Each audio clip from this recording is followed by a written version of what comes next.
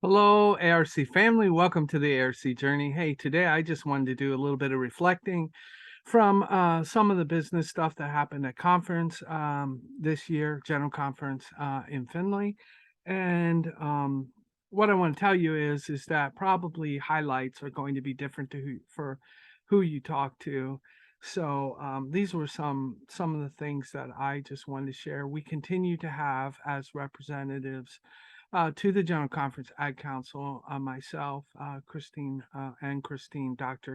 Florendo. We have the great fortune of having Kathy Ford also serving as the president of the women's ministries. So she has a voice in council, and it is always awesome to have her there and to hear what she has to say and her thoughts on things. In our elections, we elected Donald Snyder, Pastor Donald Snyder, for president elect. He is from the ERC. We have been super good friends for a long time. Bob Fall from the Great Lakes region. Served with him on the Weinbrenner board. He is a great guy. Diane Hakes was elected from the ERC. She was in children's ministry for the longest time, so we were compatriots in ministry, and she taught me lots. So it will be wonderful to have her on the board. Christina Acosta. So Christina is her and her husband Caleb are involved with our Spanish ministries, native, and they are phenomenal. So they're heading up that explosion of those churches and ministry fields. So it will be wonderful to have her on board and have her input.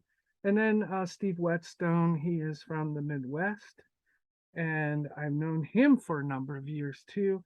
So it'll be wonderful seeing and serving with him, as well as those who continue to come back. But those who are the persons that we elected.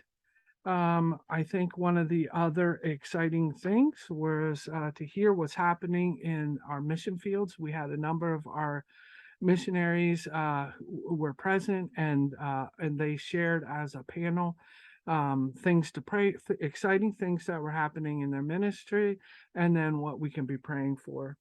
And what we heard from India and Bangladesh was, of course, the increase of Muslim influence in the national ministry, national political stage, and how that has affected a ministry in a very tightening kind of way, both with receiving finances and the ability to read scripture and share the gospel in public.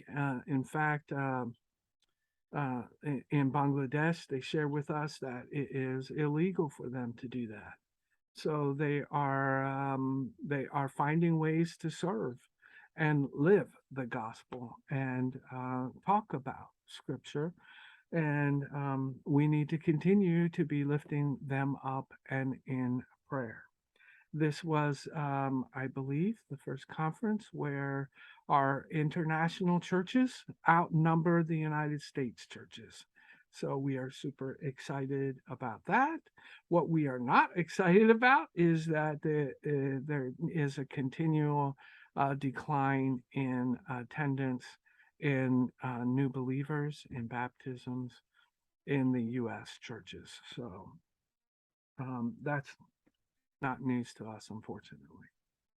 Um, we also created a new conference, the Southeast Conference, with the collection of churches that the ERC brought into under their wings.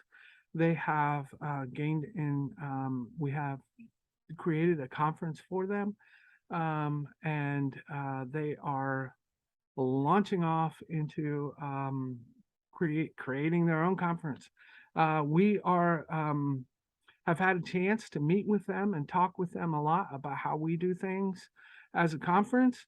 And we embrace the questions that they asked us. Well, why do you do that? That seems difficult. Why why does that happen that way? And so it will be exciting to see how they continue to forge and move forward in serving the churches together. And we lift up their co-regional directors. Both are more or less serving as volunteers until there is funding to be able to move forward. But uh, that's exciting to me. So they are the churches there are excited, and we're very happy to be able to support them in what they're doing. So I look forward to being able to embrace them and to be able to share resources and work together. I thought coming back, Brad Briscoe's talking was such a big part, and sharing. If you had a chance to look at the book, the ebook that I had in last week's video, you will notice that there were a number of shifts.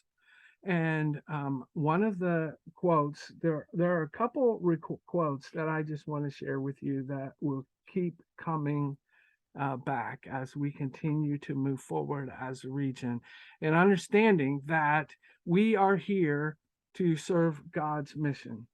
There is nothing we can do to attract people to cross cultural barriers to us. Not anymore. There's nothing we can do to attract people to cross cultural barriers to us. Another great quote is if we don't correctly assess reality, we will be incapable of making the necessary changes in the way we think and act. Let me say that again. If we don't correctly assess our reality, we will be incapable of making the necessary changes in the way we think and act. How about that? Here's something for us to remember in recruiting leaders. If serving someone is beneath you, then leadership is above you. I don't know about you, but that was one of the ways that I always recruited in the church. Watch the people that are serving, because they are going to be leaders. That's what I wanted to share with you. Just a quick a rundown of some of the stuff that happened at conference. The business in a nutshell. I'm sure that someone is going to say that I left out something very important. It wasn't intentional. These were some of the things that I thought were pretty critical. I will conclude with not only did we hear from Brad Briscoe, but our incoming president. And Dave Odegaard, Dr. Odegaard, shared with us some bold actions that we need to be looking forward to in the future. And the first one was this: cut administrative, and I'm not sure I got them all. Okay, I haven't seen the written message yet or the outline, but this is what I managed to quickly write down while he was talking. But we need to consider cutting administrative costs by 50%, or find alternative funding sources for the General Conference. We need to, as an administrative council, specify the things that only the conference can do, and what of those are the bold actions that we need to be taking. And then he said these for the churches. We need to stop complaining about suffering, and we need to realize and embrace that suffering is part of the post-Christian world. These are for the church. The second is we need to live below our means, outside of our comfort zone, and outside the walls of the church. The third thing is we need to embrace our values while reaching reaching out our love. So renewing our love. Embrace our values while renewing our love. The fourth thing for the church is we need to practice radical hospitality. Show the world that we love them. And the fifth thing for the church is to remember that the mission trumps, and we are not the mission. God's mission is for the world. And so he has the church for his mission. So the mission trumps. And the last thing for the church is that we need to get our hearts right with God. So I will leave you with those thoughts from conference from this last year. It was an incredible experience. I would highly recommend in the next 3 years. It will be our anniversary. We will be celebrating it in Harrisburg, Pennsylvania, the birthplace of the Churches of God General Conference. And I would love to take the entire conference. I think it will be beneficial for all of you to be able to be there. I don't know how we can make that happen, but that would be my desire. So you can let me know. Don't let me know now, but you can let me know in 2 years from now, 3 years from now, that you want to be a delegate to a conference. You can put that on your radar.